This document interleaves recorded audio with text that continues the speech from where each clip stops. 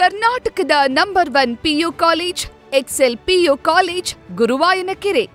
100 ವರ್ಷಗಳ ಇತಿಹಾಸ ಇರುವಂತಹ ಈ ಕುರುಬ ಸಂಘದ ಕಟ್ಟಡದ ಮರು ನಿರ್ಮಾಣಕ್ಕೆ ಇಡೀ ರಾಜ್ಯಾದ್ಯಂತ ಎಲ್ಲ ಸಮಾಜದ ನಾಯಕರುಗಳು ನೀವು ಬಂದಿದ್ದೀರಿ. ನಿಮ್ಗೆಲ್ರಿಗೂ ನಾನು ವಿಶೇಷವಾದ ಸ್ವಾಗತವನ್ನ ಕೋರ್ತಾ ಇದ್ದೀನಿ.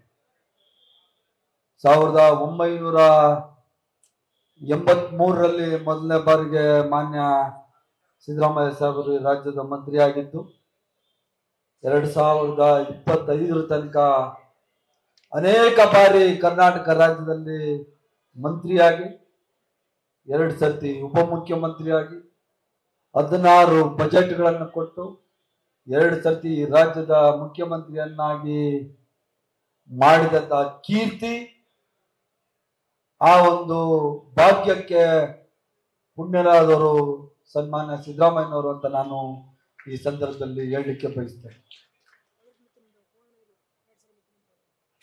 ಎಐಸಿಸಿ ಅಖಿಲ ಭಾರತ ಕಾಂಗ್ರೆಸ್ ಪಕ್ಷದ ಅಧ್ಯಕ್ಷರಾಗಿದ್ದ ಸೋನಿಯಾ ಗಾಂಧಿರವರು ಬಂದು ಸಿದ್ದರಾಮಯ್ಯ ಸಾಹೇಬರನ್ನ ಕಾಂಗ್ರೆಸ್ ಪಕ್ಷಕ್ಕೆ ಸೇರಿಸಿಕೊಂಡ್ರು.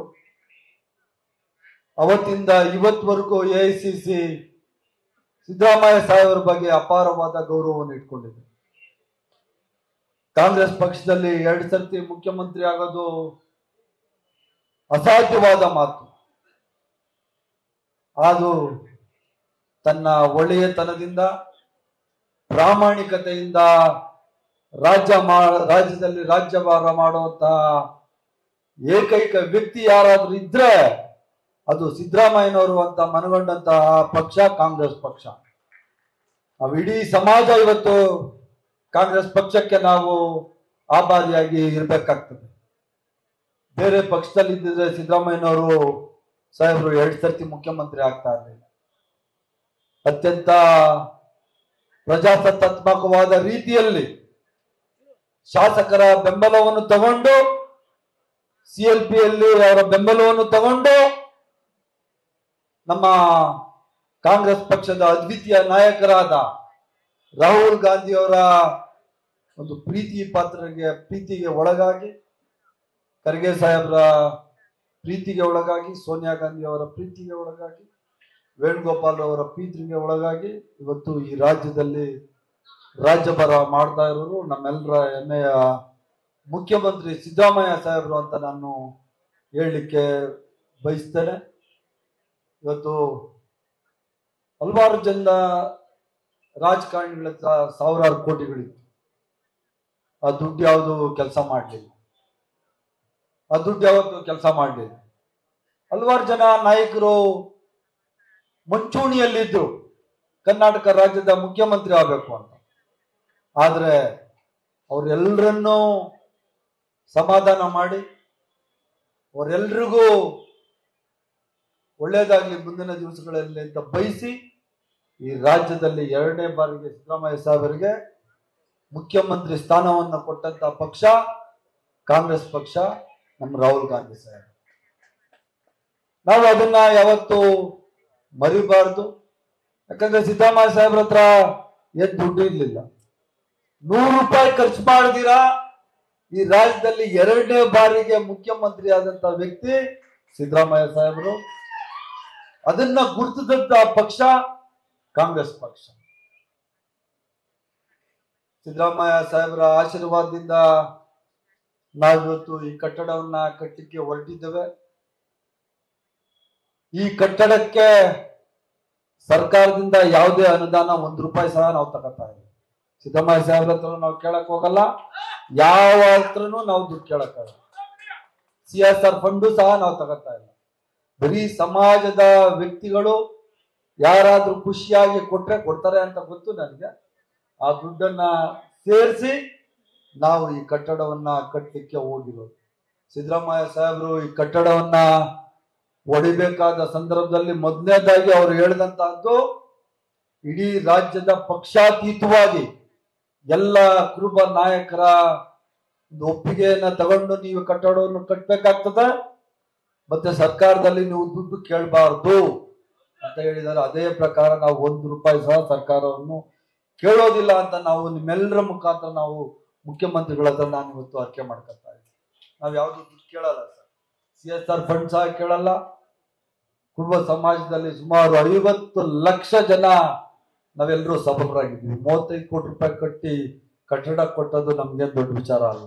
35 ಕೋಟಿ ಆಗ್ಲಿ 100 ಕೋಟಿ ಆಗ್ಲಿ ಇಂತ ಹಲವಾರು ಕಟ್ಟಡಗಳನ್ನ ಈ ರಾಜ್ಯದಲ್ಲಿ ಕಟ್ಟಲಿಕ್ಕೆ ನಾವು ಸಮರ್ಥರಿದ್ದೇವೆ ಅಂತ ನಾನು ಈ ಸಂದರ್ಭದಲ್ಲಿ ಹೇಳಿಕ್ ಬಯಸ್ತೇನೆ.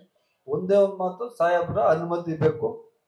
ಸಿದ್ದರಾಮಯ್ಯ ಸಾಹೇಬ್ರು ಗೋ ಹೆಡ್ ಅಂತ ಹೇಳಿದ್ರೆ ಆ ಕೆಲಸವನ್ನ ನಮ್ಮ ತಲೆ ಮೇಲೆ ಇಟ್ಕೊಂಡು ಹೋಗುವ ಕೆಲಸ ಮಾಡುವಂತಹ ನನ್ನಂತ ಹಲವಾರು ಜನ ಯುವಕರು ಇದ್ದಾರೆ, ಮುಖ್ಯಸ್ಥರೆಲ್ಲ ಸಮಾಜದಲ್ಲಿ ಇದ್ದಾರೆ ಅಂತ ನಾನು ಈ ಸಂದರ್ಭದಲ್ಲಿ ಹೇಳಿಕೆ ಬಯಸ್ತೇನೆ.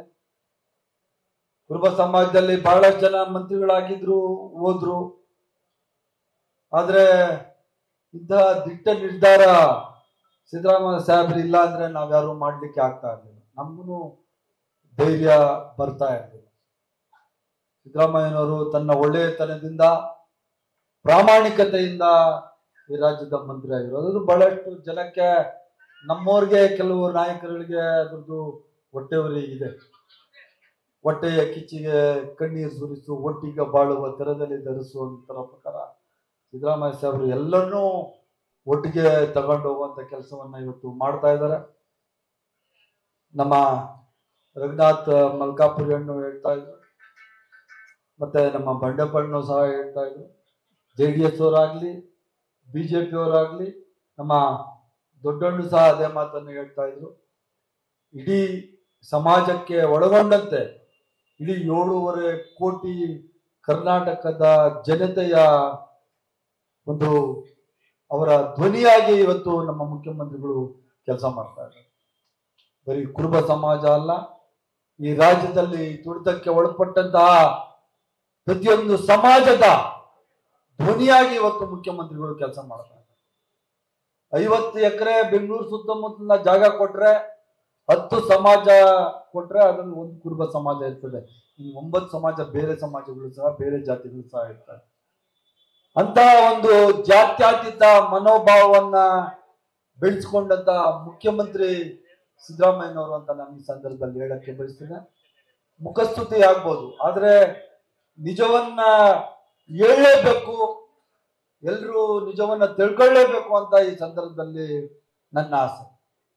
ಬಹಳಷ್ಟು ಜನ ಸಮಾಜದ ನಾಯಕರುಗಳು ಕೇಳ್ತಾ ಇರ್ತಾರೆ, ಮುಖ್ಯಮಂತ್ರಿ ಆದ್ರು, ಮಂತ್ರಿ ಆಗಿದ್ರು, ಏನ್ ಮಾಡೋರು ಈ ಸಮಾಜಕ್ಕೆ ಅಂತ ಹೇಳಿ. ಆ ಒಂದು ಮನೋದ್ವೇಷಗಳಿರ್ತಾರಲ್ಲ, ಅವರಿಗೆ ಈ ವೇದಿಕೆ ಮುಖಾಂತರ ಹೇಳಲಿಕ್ಕೆ ಬಯಸ್ತೇನೆ.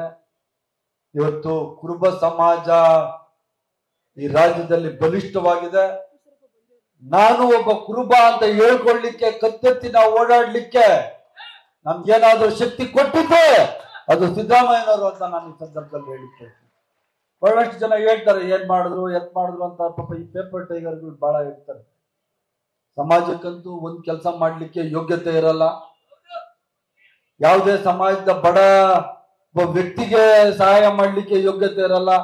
ಎಲ್ಲೋ ಕುತ್ಕೊಂಡು ಸ್ಟೇಟ್ಮೆಂಟ್ ಆಗೋದು, ಸಿದ್ದರಾಮಯ್ಯನವರು ಇಳಿದ್ಬಿಡ್ಬೇಕು, ಇನ್ನೊಬ್ರು ಏನಾಗಬೇಕು, ಮತ್ತೊಬ್ರೇನೋ. ಆ ಮಾತಿಗೆ ಯಾರು ಬೆಲೆ ಕೊಡಲ್ಲ ಅಂತ ನನಗೆ ಗೊತ್ತಿದೆ. ಆದ್ರೂ ಈ ಸಂದರ್ಭದಲ್ಲಿ ನಾನು ನಿಮ್ಗೆ ಆ ವಿಚಾರವನ್ನು ಮತ್ತೊಮ್ಮೆ ಹೇಳಲಿಕ್ಕೆ ನನಗೆ ಮನಸ್ಸಾಗಿದೆ. ಅದಕ್ಕಿಂತ ನಾನು ಈ ಸಂಬಂಧವಾಗಿ ಮಾತಾಡಬೇಕಾಯ್ತು. 1987ರಲ್ಲಿ ಕನಕ ಜಯಂತಿಯನ್ನ ಇಡೀ ರಾಜ್ಯಾದ್ಯಂತ ಸಾಹೇಬ್ರೆ ಕಾರು ಡ್ರೈವ್ ಮಾಡ್ತಾ ಇದ್ರು ಅಂತ, ಯಾವ್ದು ಅಂಬಾಸಿಡರ್ ಕಾರ್ ಯಾವ್ದು ಕೊಡ್ಸಿದ್ರಂತೆ, ಅವ್ರು ಗಿಫ್ಟ್ ಕೊಡ್ಸಿದ್ರು ಅಂತ ಬಹಳಷ್ಟು ಸರ್ತಿ ಹೇಳ್ತಾ ಇದ್ರು. ಸಿದ್ದರಾಮಯ್ಯ ಸಾಹೇಬ್ರೆ ಸ್ವತಃ ಕಾರನ್ನ ಡ್ರೈವ್ ಮಾಡ್ಕೊಂಡು ಇಡೀ ರಾಜ್ಯಾದ್ಯಂತ ಪ್ರವಾಸವನ್ನ ಮಾಡಿ ಕನಕ ಜಯಂತಿಯನ್ನ ಇಡೀ ರಾಜ್ಯಾದ್ಯಂತ ಮಾಡಬೇಕು ಅಂತ ಪ್ರೇರಣೆ ಕೊಟ್ಟಂತಹ ನಾಯಕರು ಸಿದ್ದರಾಮಯ್ಯನವರು. ಅದ್ರ ಜೊತೆಯಲ್ಲಿ 1992ರಲ್ಲಿ ಕನಕಪೀಠ ಏನು ರಾಮಚಂದ್ರಣ್ಣ ಎಲ್ಲಿ ರೇವಣ್ಣವ್ರು ಎಲ್ಲಿ ಅಣ್ಣ 92ರಲ್ಲಿ ಅಣ್ಣ 92ರಲ್ಲಿ ಕನಕಪೀಠವನ್ನ ಸ್ಥಾಪನೆ ಮಾಡಿ ಅದಕ್ಕೆ ಮಠಾಧಿಪತಿಯನ್ನು ಕೊಟ್ಟಂತಹ ನಾಯಕರು ನಮ್ಮ ನಾಯಕರಾದ ಸಿದ್ದರಾಮಯ್ಯನವರು, ಬೇರೆ ಯಾರು ಅಲ್ಲ. ಬಹಳಷ್ಟು ಜನ ಹೇಳ್ತಾರೆ ನಾನೇ ಮಠ ಕಟ್ಬಿಟ್ಟೆ, ನಾನೇ ಬೇಡ, ನಾನೇನ ಮಾತಾಡಿದ್ರೆ ಮತ್ತೆ 10 ಕೆಟ್ಟ ಮಾತಲ್ಲಿ ಮಾತಾಡ್ತಾರೆ. ಸೊ ಅದರಿಂದ ಅಂಥವ್ರ ಬಗ್ಗೆ ಮಾತಾಡ್ಲಿಕ್ಕೆ ನನಗೆ ಮನ್ಸಾಗಲ್ಲ. ಇವತ್ತು ಕನಕ ಪೀಠವನ್ನ ಕಟ್ಟಿ 4 ಕಡೆಗಳಲ್ಲಿ, ಕರ್ನಾಟಕ ರಾಜ್ಯಾದ್ಯಂತ 4 ಭಾಗಗಳಲ್ಲಿ ಕನಕ ಪೀಠವನ್ನ ಕಟ್ಟಿ ಸುಮಾರು 300 ಕೋಟಿಗೂ ಹೆಚ್ಚು ಹಣವನ್ನ ಕಾಗಿನೆಲೆಗೆ ಕೊಟ್ಟಂತ ಮುಖ್ಯಮಂತ್ರಿ ಸಿದ್ದರಾಮಯ್ಯ. ಅದನ್ನ ನೀವೆಲ್ಲ ನಾಯಕರುಗಳಿದ್ದೀರಿ, ನಾನು ಇನ್ನೂ ಚಿಕ್ಕವನಿದ್ದೀನಿ, ನನಗಿಂತ ಚೆನ್ನಾಗಿ ನಿಮ್ಗೆ ಈ ವಿಚಾರವಾಗಿ ಗೊತ್ತಿದೆ. ಅದ್ರ ಜೊತೆಗೆ ಹಲವಾರು ಜನ ಈ ಬಿಲ್ಡಿಂಗ್ ಅಲ್ಲಿ, ಕಟ್ಟಡದಲ್ಲಿ ಬಾಡಿಗೆಗಿದ್ರು, ವಕೀಲರುಗಳಿದ್ರು, ಟ್ರಾವೆಲ್ಸ್ ಇದ್ರು. ಅವರೆಲ್ಲರೂ ಇವತ್ತು ಸಹಕಾರ ಮಾಡಿ ಈ ಕಟ್ಟಡವನ್ನ ಸುಮಾರು 6 ತಿಂಗಳ ಒಳಗೆ ನಮಗೆ ತೆರವುಗೊಳಿಸಿ ಕಟ್ಟಡ ಕಟ್ಟಲಿಕ್ಕೆ ಅನುವು ಮಾಡಿಕೊಟ್ಟದಕ್ಕಾಗಿ ಮುಂಚೆ ಬಾಡಿಗೆಗಿದ್ದ ಎಲ್ಲ ಬಾಡಿಗೆದಾರರಿಗೂ ಸಹ ನಾನು ನನ್ನ ನಮಸ್ಕಾರಗಳನ್ನ ತಿಳಿಸ್ತಾ ಇದ್ದೀನಿ. 18 ತಿಂಗಳ ಒಳಗಡೆ ನಮ್ಮ ಯಾರು ಪ್ರಕಾಶ್ ಹೇಳ್ತಾ ಇದ್ರು, 18 ತಿಂಗಳ ಒಳಗಡೆನೆ ಈ ಕಟ್ಟಡ ಕಟ್ತೀವಿ ಪ್ರಕಾಶ್ ಸಾಹೇಬ್ರ, ಇದ್ರಲ್ಲಿ ಯಾವುದು ಅನುಮಾನ ಇಟ್ಕೋಬೇಡಿ. ಸಿದ್ದರಾಮಯ್ಯ ಸಾಹೇಬ್ರು ಮುಖ್ಯಮಂತ್ರಿ ಆಗಿರ್ತಾರೆ, ಅದರಲ್ಲೂ ಏನು ಅನುಮಾನ ಇಲ್ಲ, ಅದಕ್ಕೂ ಅನುಮಾನ ಪಡುವಂಥದ್ದು ಏನಿಲ್ಲ. ಬಹಳಷ್ಟು ಸಂದರ್ಭಗಳು ಹೇಳಿದ್ದೀನಿ. ನಮ್ಗೆ ಹೈಕಮಾಂಡ್ ಇರುವಂತ ಪಕ್ಷ, ಕಾಂಗ್ರೆಸ್ ಪಕ್ಷದ ದ್ವಿತೀಯ ನಾಯಕರಾಗಿ ಖರ್ಗೆ ಸಾಹೇಬ್ರು ಒಳಗೊಂಡಂತೆ ರಾಹುಲ್ ಗಾಂಧಿ ಅವರು ಇದ್ದಾರೆ, ಮತ್ತೆ ಸಿದ್ದರಾಮಯ್ಯ ಸಾಹೇಬ್ರು ಮತ್ತೆ ಡಿ ಕೆ ಶಿವಕುಮಾರ್ ಸಾಹೇಬ್ರು, ಅವರಿಬ್ರು ಅಣ್ತಮ್ಮಂದ್ರ ತರ ಇದ್ದಾರೆ. ಅದ್ರ ಬಗ್ಗೆ ಯಾರು ಅನುಮಾನ ಪಡ್ಕೋಬೇಡಿದ್ದೇವೆ. ಅವರಿಬ್ರು ಜೊತೆಲೇ ಇರೋದು. ಅವ್ರ ತೀರ್ಮಾನ ತಕ್ಕತ್ತಾರೆ, ಹೈಕಮಾಂಡ್ ತೀರ್ಮಾನ ತಕ್ಕತ್ತದೆ ಏನ್ ಮಾಡ್ಬೇಕು ಅಂತ ಹೇಳಿ. ಸಿದ್ದರಾಮಯ್ಯ ಸಾಹೇಬ್ರ ಸಾಮರ್ಥ್ಯ ಏನು ಅಂತ ಎಲ್ರಿಗೂ ಈ ರಾಜ್ಯಾದ್ಯಂತ, ಈ ದೇಶಾದ್ಯಂತ ಎಲ್ರಿಗೂ ಗೊತ್ತಿದೆ. ಅವ್ರು ತೀರ್ಮಾನ ತಕ್ಕತ್ತಾರೆ. ಸಿದ್ದರಾಮಯ್ಯ ಸಾಹೇಬರು ಮುಖ್ಯಮಂತ್ರಿ ಆಗಿರ್ಬೇಕಾದ್ರೇನೆ ಈ ಕಟ್ಟಡವನ್ನು ಅವ್ರ ಕಡೆನೆ ಉದ್ಘಾಟನೆ ಮಾಡ್ತೀವಿ, ಅದರಲ್ಲೂ ಅನುಮಾನ. ನಿಮ್ಮೆಲ್ಲರ ಸಹಕಾರ, ನಿಮ್ಮೆಲ್ಲರ ಪ್ರೀತಿ, ನಿಮ್ಮೆಲ್ಲರ ವಿಶ್ವಾಸ ಇದೇ ತರ ಕರ್ನಾಟಕ ಕುರುಬರ ಸಂಘದ ಮೇಲೆ ಇರಲಿ. ಸಿದ್ದರಾಮಯ್ಯ ಸಾಹೇಬ್ರ ಮೇಲೆ ನೀವು ಇಟ್ಟಂತ ವಿಶ್ವಾಸ ಇಡೀ ಸಮಾಜದ ಮೇಲೆ ಇರಿ. 50 ಲಕ್ಷ ಜನಸಂಖ್ಯೆ ನಾವು ಇವತ್ತು ಈ ರಾಜ್ಯದಲ್ಲಿ ಇದ್ದೀವಿ. 18 ತಿಂಗಳುಗಳಲ್ಲಿ ಈ ಕಟ್ಟಡವನ್ನ ಕಟ್ತೀವಿ. ಪ್ರಕಾಶ್ ಅವರು ಮತ್ತೊಂದು ಪ್ರಶ್ನೆಯನ್ನ ಹೇಳಿದ್ರು, ಅದಕ್ಕೆ ಉತ್ತರ ನಾನು ಹಿಂದೆ ಹೇಳ್ಬಿಡ್ತೀನಿ. ಇದರಲ್ಲಿ ಕಟ್ಟಡದಲ್ಲಿ ಸುಮಾರು 50 ಲಕ್ಷ ಬಾಡಿಗೆ ಬರ್ತೈತೆ, ಕಮ್ಮಿ ಅಂದ್ರೆ. ಮತ್ತೆ ಬಹಳಷ್ಟು ಕಟ್ಟಡಗಳು ಬೆಂಗಳೂರಲ್ಲಿ ನಮ್ಮ ಜನಾಂಗದಲ್ಲಿ ಇದಾವೆ. ಆ ಕಟ್ಟಡಗಳಲ್ಲಿ ಹಾಸ್ಟೆಲ್ಗಳು ಮಾಡ್ತೀವಿ. ಇಲ್ಲಿ 300 ಜನಕ್ಕೆ 2 ಫ್ಲೋರ್ ಅಲ್ಲಿ ಹಾಸ್ಟೆಲ್ ಕಟ್ಟಕ್ಕೆ ಜಾಗ ಕೊಡ್ತೀವಿ. 50 ಲಕ್ಷ ಬಾಡಿಗೆ ಬಂದ್ರೆ ಕಮ್ಮಿ ಅಂದ್ರೆ 25 ಹಾಸ್ಟೆಲ್ ಕೊಡ್ಬೋದು. ಒಂದ್ 3000 ಜನಕ್ಕೆ ತಿಂಗಳ ಊಟ ವಸತಿ ಎಲ್ಲ ಕೊಡ್ಬೋದು. ಆದ್ರಿಂದ ಪ್ರಕಾಶ್ ಅವರು ಅಪಾರ್ಥ ಮಾಡ್ಕೋಬಾರ್ದು. 3 ಅಂತಸ್ತುಗಳನ್ನ ಬಾಡಿಗೆ ಕೊಟ್ರೆ 50 ಲಕ್ಷಕ್ಕೆ ಎಷ್ಟು ಬರ್ತದೆ? ರಾಮಚಂದ್ರಪ್ಪ ಎಲ್ಲಿ ರಾಮಚಂದ್ರ ಎಷ್ಟು ಬರ್ತದೆ ಬಾಡಿಗೆ? ಕಮ್ಮಿ ಅಂದ್ರೆ 50 ಲಕ್ಷಕ್ಕೂ ಹೆಚ್ಚಿನದಾಗಿ ಬಾಡಿಗೆ ಬರ್ತದೆ. ಮತ್ತೆ ನಮ್ಮ ಇದರಲ್ಲಿ ಇನ್ನೊಂದು ಶ್ರೀನಿವಾಸ ನಗರದಲ್ಲಿ, ಅದರಲ್ಲೂ 25 ಲಕ್ಷ ಬಾಡಿಗೆ ಬರ್ತದೆ. ಇನ್ನೂ ಒಂದು 2-3 ಕಟ್ಟಡಗಳು ಇದಾವೆ. ಸುಮಾರು ಎಲ್ಲಣ ಅದು ಬೆನ್ಸನ್ ಟೌನ್ ಅದು ಕೇಸಿದೆ. ಮತ್ತು ಇನ್ನೊಂದು ಸಾಹೇಬ್ರ ಆಶೀರ್ವಾದ ಇದ್ರೆ ಪೊಲೀಸ್ ಕಮಿಷನರ್ ಆಫೀಸ್ ಎದುರುಗಡೆ ಕಂಬಳಿ ಭವನ ಇದೆ, ಅದನ್ನು ಸಹ ಬಾಡಿಗೆ ಕೊಟ್ಟರೆ ಸುಮಾರು 1 ಕೋಟಿ ರೂಪಾಯಿ ಮೇಲೆ ಬಾಡಿಗೆ ಬರ್ತದೆ. ಇದು ಇಡೀ ರಾಜ್ಯಾದ್ಯಂತ ಇರುವಂತ ಕುಡುಬ ನಮ್ಮ ಜನಾಂಗದ ಬಡವರು ಇರ್ತಾರಲ್ಲ, ಮಕ್ಕಳಿಗೆ, ಆ ಮಕ್ಕಳಿಗೆ ಅನುಕೂಲ ಆಗ್ಲಿ ಅನ್ನೋದಷ್ಟೇ ಉದ್ದೇಶ. ಮುಂಚಿನ ದಿವಸಗಳಲ್ಲಿ ಬಡ್ತು ಪ್ರಕಾಶ್ ಅವರ ಯಾರೋ ದುಡ್ಡು ತಿನ್ನೋರು ಇದ್ರು, ಇದು ನನಗೆ ಗೊತ್ತಿಲ್ಲ, ಇದ್ರೋ ಏನೋ ಗೊತ್ತಿಲ್ಲ. ಆದ್ರೆ ಈಗಿಲ್ಲ. ಈಗ ನಮ್ಮ ಸಂಘದಲ್ಲಿ ಅಧ್ಯಕ್ಷರಾಗ್ಲಿ ಪದಾಧಿಕಾರಿಗಳಾಗ್ಲಿ ಯಾರು 1 ರೂಪಾಯಿ ದುಡ್ಡು ತಿನ್ನೋರಿಲ್ಲ. ಎಲ್ರು ಅವರ ಶಕ್ಯಾನುಸಾರವಾಗಿ ದುಡ್ಡು ಹಾಕೋರು ಹೊರತು ದುಡ್ಡು ತಿನ್ನೋರು ನಮ್ಮ ಸಂಘದಲ್ಲಿ ಇಲ್ಲ ಅಂತ ನಾನು ಈ ಸಂದರ್ಭ, ಯಾಕಂದ್ರೆ ನಾನು ಒಂದು 15 ವರ್ಷದಿಂದ ಅವರು ಆಗು ಹೋಗುಗಳು ನೋಡ್ತಾ ಇದ್ದೀನಿ. ಯಾರು ದುಡ್ಡು ತಿನ್ನೋರಿಲ್ಲ. ರಾಮಚಂದ್ರಪ್ಪನವ್ರು ಇದಾರೆ, ಇಲ್ಲಿ ನಮ್ಮ ಅಧ್ಯಕ್ಷರು, ಎಲ್ರಿ ಅಧ್ಯಕ್ಷರು ಈರಣ್ಣ ಅಧ್ಯಕ್ಷ ಇದ್ದಾರೆ, ನಮ್ಮ ರಾಮಕೃಷ್ಣ, ನಮ್ಮ ಸುಬ್ಬಣ್ಣ, ಸೋಮಣ್ಣ, ನಮ್ಮ ಅಧ್ಯಕ್ಷರು ಕೃಷ್ಣಮೂರ್ತಿ, ಬಸವರಾಜು, ರಾಮಕೃಷ್ಣ, ಎಲ್ಲರೂ ಸಮಾಜಕ್ಕೆ ದುಡ್ಡು ಕೊಡೋರೇ ಹೊರತು ದುಡ್ಡು ತಗೊಳೋರು ಯಾರು. ಆದ್ರಿಂದ ಇದ್ರ ಬಗ್ಗೆ ಅನುಮಾನ ಬೇಡ ಅಂತ ನಾನು ಈ ಸಂದರ್ಭದಲ್ಲಿ ಹೇಳಿ, ಇಡೀ ರಾಜ್ಯಾದ್ಯಂತ ದಯವಿಟ್ಟು ದೇವಸ್ಥಾನಗಳು ಕಟ್ಟೋದು ನಿಲ್ಲಿಸಿ. ನಾನು ಪ್ರತಿ ಸಂದರ್ಭದಲ್ಲಿ ಹೇಳಲಿಕ್ಕೆ ಹೋಗ್ತಾ ಇರ್ತೀನಿ, ದಯವಿಟ್ಟು ನಮ್ಮ ಸಮಾಜದವರು ದೇವಸ್ಥಾನಗಳು ಕಟ್ಟೋದನ್ನ ನಿಲ್ಲಿಸಿ, ಇರೋ ದೇವಸ್ಥಾನಗಳನ್ನ ಪೂಜೆ ಮಾಡಿ, ದೇವಸ್ಥಾನಗಳ ಬದಲಾಗಿ ಶಾಲೆಗಳನ್ನ ಕಟ್ಟಿ, ಹಾಸ್ಟೆಲ್ಗಳು ಕಟ್ಟಿಸಿ, ಹಾಸ್ಪಿಟಲ್ ಕಳಿಸಿ, ನಮ್ಮ ಕುಟುಂಬ ಜನಾಂಗದ ಮಕ್ಕಳಿಗೆ ಓದ್ಲಿಕ್ಕೆ ಅವಕಾಶ ಮಾಡಿಕೊಡಿ. ನನ್ನ ಕೈಯಲ್ಲಿ ಆದಂತ ಸಹಾಯ ನಾನು ಮಾಡ್ತೀನಿ. ಸನ್ಮಾನ್ಯ ಮುಖ್ಯಮಂತ್ರಿಗಳು ಹೇಳಿದ್ರೆ ಯಾರೂ ದಾನಿಗಳಿಲ್ಲ ಅಂತ ಹೇಳ. ಆದ್ರಿಂದ ಈ ಮುಂದಿನ ದಿವಸಗಳಲ್ಲಿ ಇಡೀ ರಾಜ್ಯಾದ್ಯಂತ ನಮ್ಮ ಇಡೀ ಸಮಾಜದ ಹಾಸ್ಟೆಲ್ಲು, ಸ್ಕೂಲ್ಸು, ಹಾಸ್ಪಿಟಲ್ಸ್ ಕಟ್ಟಕ್ಕೆ ನಮ್ಮ ಸೋಮಣ್ಣ ಹೇಳ್ತಾವನು 25% ನಾನು ಕೊಡ್ತೀನಿ ಅಂತ ಹೇಳಿದೀನಿ. ನನ್ನ ಸ್ವಂತ ಹಣದಲ್ಲಿ, ಯಾವ್ದು ಸರ್ಕಾರಿ ಹಣ ಅಲ್ಲ. ನೀವು 10 ಲಕ್ಷ ರೂಪಾಯಿ ಹಾಕಿದ್ರೆ 2.5 ಲಕ್ಷ ಕೊಡ್ತೀನಿ, 1 ಕೋಟಿ ರೂಪಾಯಿ ಹಾಕಿದ್ರೆ 75 ಲಕ್ಷ ನೀವು ಕೊಡ್ಬೇಕು, 25 ಲಕ್ಷ ನಾನು ಕೊಡ್ತೀನಿ ಅಂತ ಹೇಳಿ ಅನೇಕ ಕಡೆ ಆಲ್ರೆಡಿ ಕೊಟ್ಟಿದ್ದೀನಿ. ಈಗ ಅದೇ ತರ ಇಡೀ ರಾಜ್ಯದಲ್ಲಿ ನಾವು ಮಾಡೋಣ ಅಂತ ನಾನು ಈ ಸಂದರ್ಭದಲ್ಲಿ ಹೇಳಿ, ನಮ್ಗೆ ಇಡೀ ಸಮಾಜಕ್ಕೆ ಮಾದರಿಯಾದಂತ ಮುಖ್ಯಮಂತ್ರಿಗಳು, ಸಮಾಜದ ಜೊತೆಗೆ ಇಡೀ ರಾಜ್ಯಕ್ಕೆ 7.5 ಕೋಟಿ ಜನಾಂಗದಲ್ಲೂ ಸಹ ಬಡವರು ಎಲ್ಲಾ ಸಮಾಜದಲ್ಲಿ ಇದ್ದಾರೆ. ಆ ಎಲ್ಲಾ ಬಡವರು ಸಿದ್ದರಾಮಯ್ಯ ಸಾಹೇಬರಿಗೆ ಅವ್ರ ಜಾತಿಯವರು ಅಂತಾನೆ ಹೇಳ್ಬೋದು. ನಾವು ಕುರುಬರು ಯಾವ ತರ ಸಿದ್ದರಾಮಯ್ಯ ಸಾಹೇಬರು ನಮ್ ಜಾತಿ ಅಂತ ಹೇಳ್ತೀರಿ, ಅದೇ ತರ ಈ ರಾಜ್ಯದಲ್ಲಿ ಯಾರು ತುಳಿತಕ್ಕೆ ಒಳಪಟ್ಟಂತ ಸಮಾಜಗಳಿದ್ದಾವೆ, ಆ ಎಲ್ಲಾ ಜಾತಿಯವರು ಸಿದ್ದರಾಮಯ್ಯ ಸಾಹೇಬರು ನಮ್ ಜಾತಿಯವರು ಅಂತಾರೇನೆ ಹೇಳೋದು. ಅವ್ರು ಕುರುಬರು ಅಂತ ಹೇಳಲ್ಲ. ಸಿದ್ದರಾಮಯ್ಯ ಸಾಹೇಬರು ನಮ್ ಜಾತಿ ಅಂತಾರೆ. ಎಸ್.ಟಿಗಳು, ಗೊಲ್ರು, ತಿಗಳ್ರು ಯಾರ್ಯಾರು ಇದಾರೆ ಅವ್ರೆಲ್ರು ಮುಸಲ್ಮಾನ್ ರಾಜಿಯಾಗಿ ಸಿದ್ದರಾಮಯ್ಯ ಸಾಹೇಬರಿಗೆ ನಮ್ಮವರು ಅಂತ ಹೇಳೋದು ಅಂತ ಕೀರ್ತಿಯನ್ನ, ಒಂದು ಹೆಸರನ್ನ ತಗೊಂಡಂತ ಮುಖ್ಯಮಂತ್ರಿಗಳ ಆಶೀರ್ವಾದದಿಂದ ಇವತ್ತು ನಾವು ಈ ಕಟ್ಟಡ ನಿರ್ಮಾಣಕ್ಕೆ ಗುದ್ಲಿ ಪೂಜೆನ ನಾವು ಮಾಡಿದ್ದೀವಿ. ನಾಗಾರ್ಜುನ ಕಂಪನಿಯವರು ಒಂದು ಅಂತಾರಾಷ್ಟ್ರೀಯ ಖ್ಯಾತಿ ಇರುವಂತಹ ಒಂದು ಕಟ್ಟಡ ನಿರ್ಮಾಣ ಸಂಸ್ಥೆ, ಆ ನಿರ್ಮಾಣ ಸಂಸ್ಥೆಗೆ ಈ ಕೆಲಸವನ್ನ ಕೊಟ್ಟಿದ್ದೀವಿ.